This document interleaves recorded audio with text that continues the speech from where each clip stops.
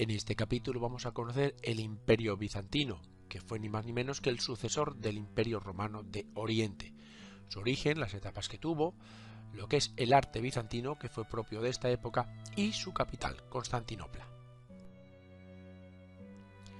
En el año 476, recordemos que cae definitivamente el Imperio Romano de Occidente, mientras que el Imperio Romano de Oriente se puede decir que es el continuador de la cultura romana bajo el nombre de Imperio Bizantino.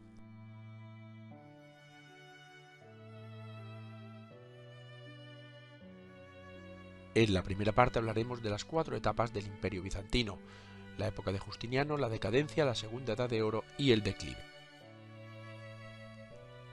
En la primera, la etapa de Justiniano, fue un intento de restaurar el Imperio Romano en su totalidad.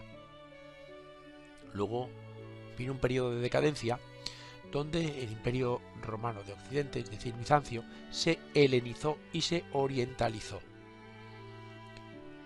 Después de la decadencia pasó la Segunda Edad de Oro, que fue un periodo de prosperidad económica y social. Y por último, el declive definitivo, que fue la descomposición progresiva del imperio. Empezamos con la primera, la del emperador Justiniano, que fue, dijéramos, una época dorada del Imperio Bizantino, por así decirlo. El emperador Justiniano lo que hizo fue intentó restaurar el Imperio Romano en su totalidad.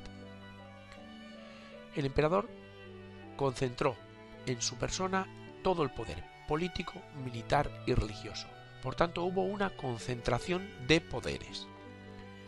Lo que hizo fue recopiló las leyes romanas en 12 libros, creando el Código de Justiniano. Y conquistó varias zonas como la costa dálmata, la península itálica, las islas del Mediterráneo, el norte de África y el sur de Hispania, es decir, conquistó gran parte del Imperio Romano de Occidente. En definitiva, estamos hablando de una época de prosperidad económica, tanto de la agricultura como del comercio. Aquí podemos ver las conquistas de Justiniano en color más clarito. Después de esta época de esplendor vino otra de decadencia. Entre los siglos 7 y 8, Bizancio pierde los territorios conquistados por Justiniano y se produce un fenómeno que se llamó helenización, en la que el griego se convirtió en la lengua oficial. Además, se orientalizaron los gustos e ideas porque Occidente estaba en plena decadencia económica, política y social. Recordemos que estaba invadida por pueblos germánicos que eran mucho más atrasados, y lo que hizo Bizancio fue mirar hacia Oriente, que estaba más avanzado. Después de esta época de decadencia vino una Segunda Edad de Oro, que fue entre los siglos 9 y 10, donde Bizancio reconquistó parte de los territorios perdidos. El emperador vuelve a tener el poder absoluto y es considerado la máxima autoridad del mundo romano y también de la cristiandad. En esta época se produce la separación de la Iglesia de Oriente y la de Occidente, es decir, los ortodoxos de los católicos. A esto se le conoce el Cisma de Occidente, que fue en el año 1054, y fue una división irreconciliable entre la Iglesia Católica de Roma y la Iglesia Ortodoxa de Constantinopla. También es la época de la evangelización de los pueblos eslavos por los monjes Cirilo y Metodio. Recordemos que fueron los creadores del alfabeto cirílico, el que ocurre en algunos países del este, como por ejemplo en Rusia o en Ucrania. Y la última es el declive definitivo. En el siglo XI Bizancio empieza lentamente a decaer. Lo que hay es una feudalización del imperio, al igual que ocurrió en los estados del Imperio Romano de Oriente, los estados germánicos. Este se feudaliza. El emperador, por tanto, empieza a perder poder y a ganar poder los nobles.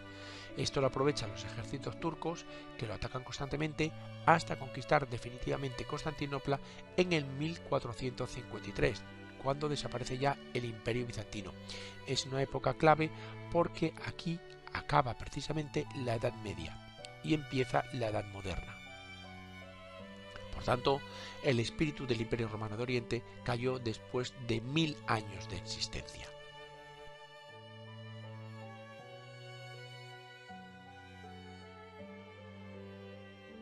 Y en la segunda parte hablaremos del arte, de la fusión de culturas y de Constantinopla, que fue una de las ciudades más importantes de la antigüedad.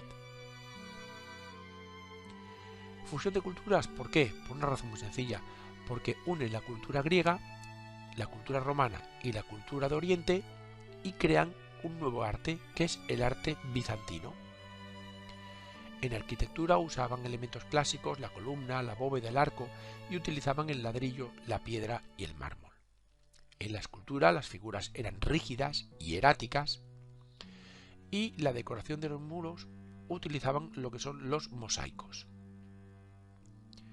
Es muy destacable el empleo también de iconos, que eran imágenes religiosas muy esquematizadas. Y los ejemplos más notables del arte bizantino son la Catedral de Santa Sofía de Constantinopla o el monasterio de San Miguel de las Cúpulas Doradas en Kiev. Aquí tenemos a Santa Sofía de Constantinopla en Estambul y aquí tenemos a San Miguel de las Cúpulas Doradas en Kiev. Son dos ejemplos claros del arte bizantino. Y mención especial merece Constantinopla, que fue la capital del imperio.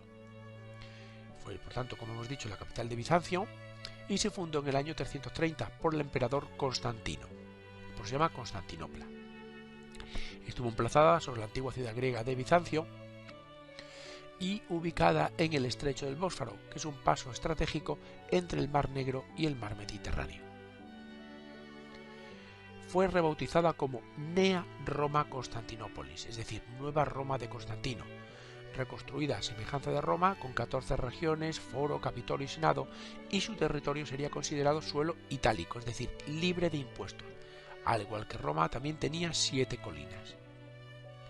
Las obras se iniciaron en el 324 y emplearon nada más y nada menos que a 40.000 trabajadores, casi todos esclavos godos. En un principio tuvo 30.000 habitantes, pero un siglo después tuvo